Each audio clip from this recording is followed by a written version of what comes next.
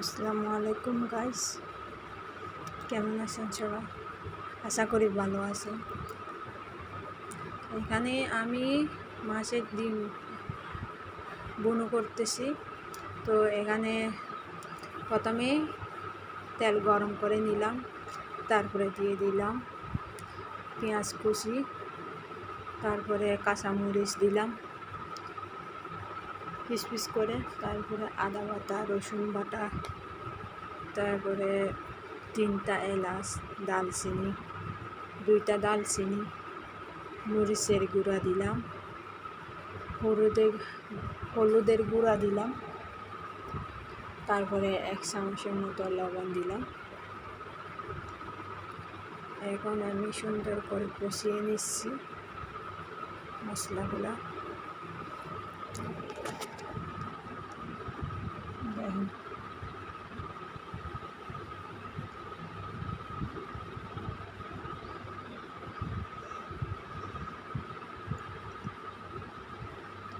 নেড়ে চেড়ে নিচ্ছি।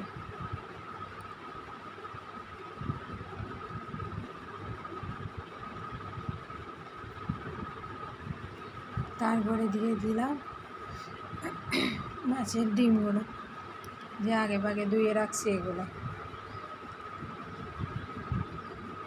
এখন আলতাভাবে এগুলো নেড়ে চেড়ে দেব।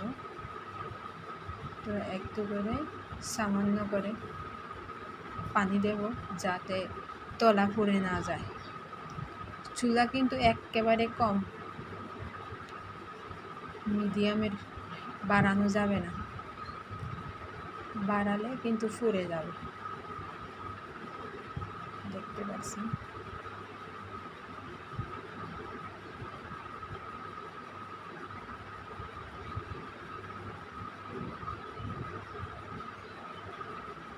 দেওয়ার সাথে সাথে কালার উঠে গেছে ডিমগুলো।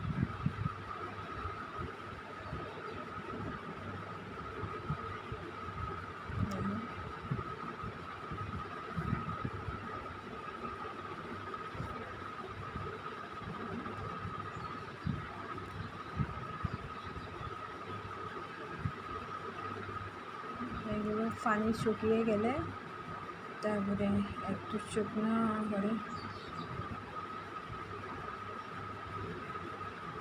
তারপরে তুলে ফেলবো।